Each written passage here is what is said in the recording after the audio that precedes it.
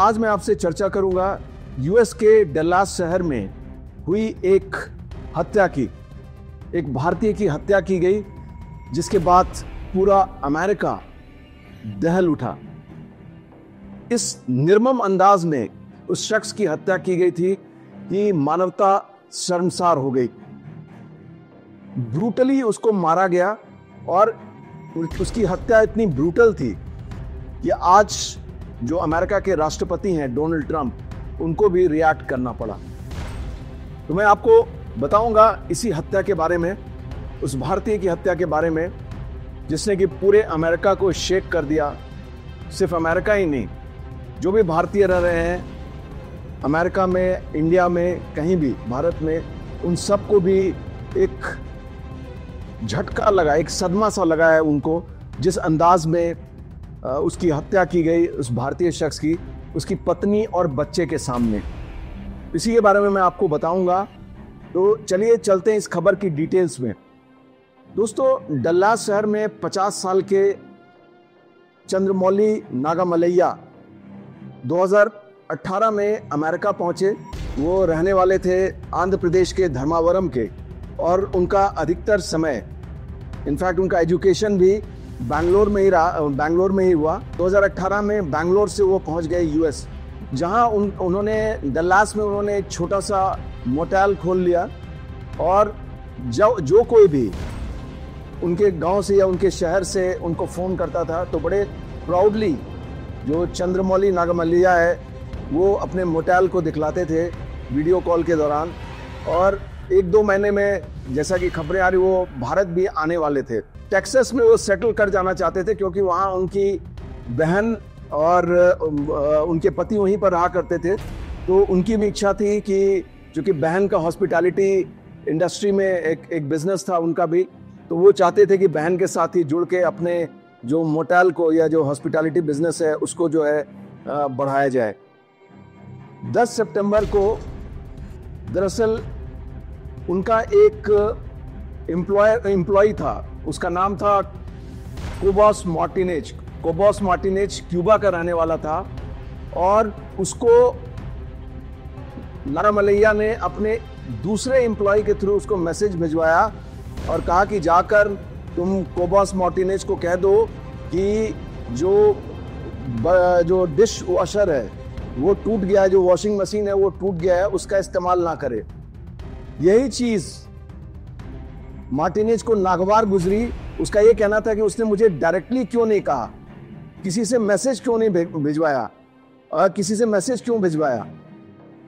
और उसने उसके बाद गुस्से में आकर दौड़ाकर उनकी पत्नी और बच्चे के सामने नागामलैया को एक धारदार हथियार से पूरे बॉडी पर, पूरे शरीर पर वार किया, और उसके बाद उनका गला काट दिया।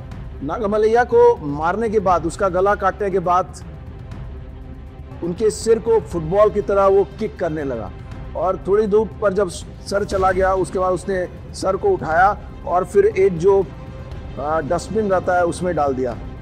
उसके बाद पुलिस आई, पुलिस ने उसको पकड़ा।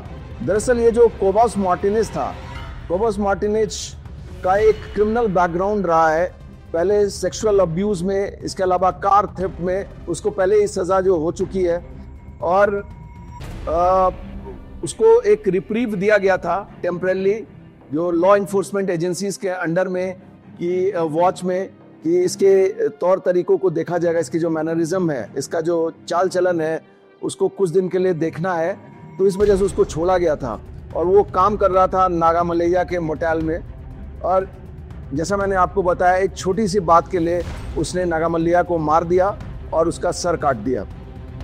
तो दोस्तों, ये घटना इतनी दर्दनाक घटना थी कि इसने जो पूरे अमेरिका में भारतीय रह रहे थे और हिंदुस्तान में भी, उसने पूरे इंडियंस को जो है शेक कर दिया।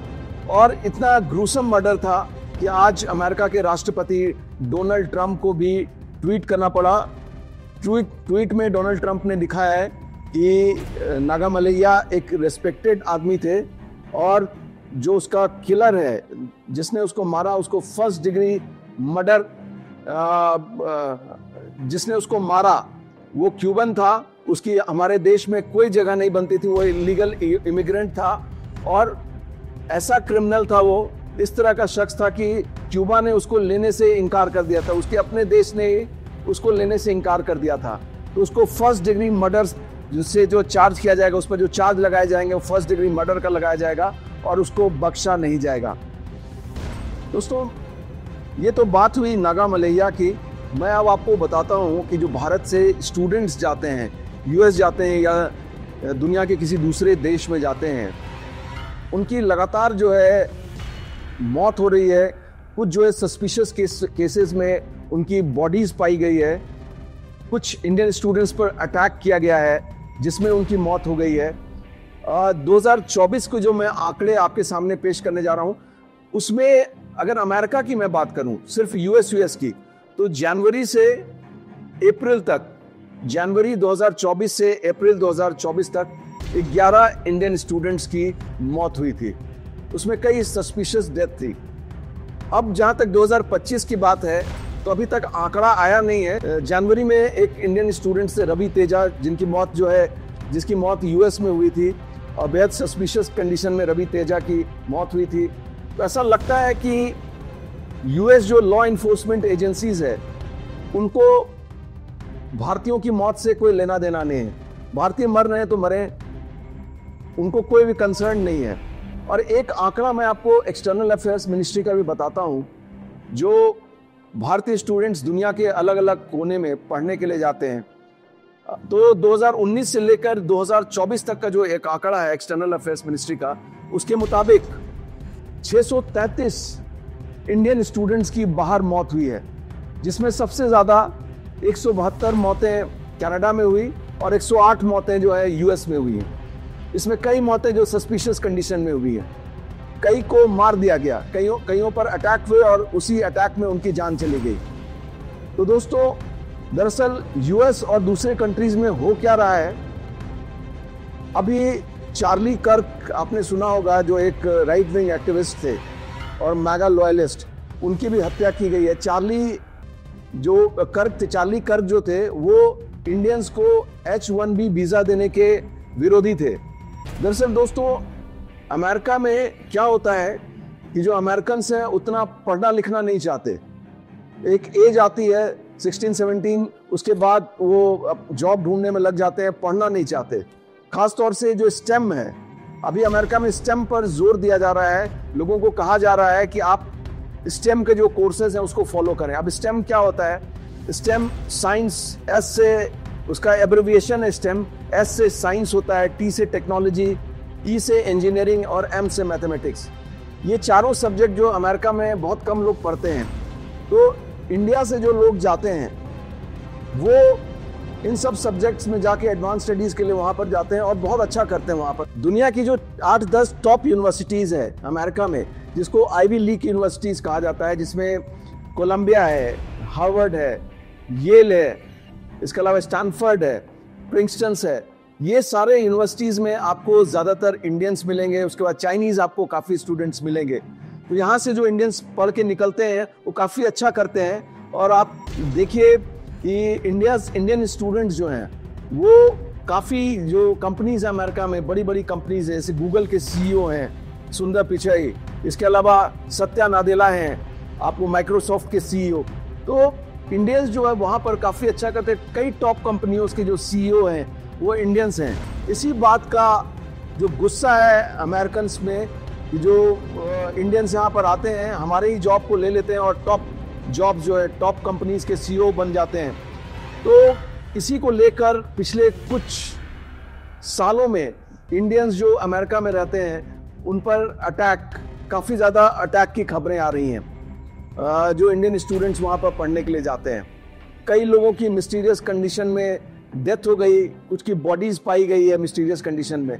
इन सब को देखते हुए ऐसा लगता है कि जो अमेरिकन लॉ इन्फोर्समेंट एजेंसीज है या दुनिया के जो भी वेस्टर्न कंट्रीज में इंडियंस जाते हैं, जैसा मैंने आपको बताया कि एक आंकड़ा दिया, कनाडा में 2019 से 2024 के बीच 172 इंडियन स्टूडेंट्स की मौत हुई। उसमें कई पर अटैक किए गए, कई की नेचुरल डेथ भी हुई है, कई जो सस्पिशियस कंडीशन में कई की डेड बॉडीज पाई गई। तो ऐसा लगता है कि इंडियंस का जो टैलेंट है, इंडियंस का जो टैलेंट है, वही उनके लिए वो खतरे का सबब बन गया है। उनकी जान पर, उनके टैलेंट की वजह से उनकी जान पर जो आफत आ गई है। दोस्तों, नागा मल्लैया की जो मैंने बात की, चंद्रमौली नागा मल्लैया की, वो इसलिए की, एक तो इंडियंस पर जो लगातार हमले हो रहे हैं, और इंडियन स्टूडेंट्स तो हैं, इंडियंस जो वहाँ पर बिजनेसमैन हैं, उन पर भी हमले हो रहे हैं। तो अब ऐसा लग रहा है कि आने वाले दिनों में अमेरिका जो इंडियंस के लिए रहने लायक नहीं रह जाएगा, और जो माँ बाप अपने बच्चों को अमेरिका भेज रहे हैं, उनको भी सोच समझकर अपने बच्चों को वहाँ पर भेजना चाहिए। और इंडियन गवर्नमेंट को एक ट्रैवल एडवाइजरी भी जारी करनी चाहिए। वो जो जा रहे हैं यूएस, वो केयरफुली जाएं, सावधानी से जाएं, और वहाँ सारे प्रॉस एंड कॉन्स को मेजर करके जाएं वहाँ पर। तो ये थी हमारी आज की खबर। उम्मीद है आपको पसंद आई होगी। अगर हमारी ये खबर आपको पसंद आई हो तो काइंडली हमें लाइक करें, शेयर करें और सब्सक्राइब करें। जय हिंद, जय भारत।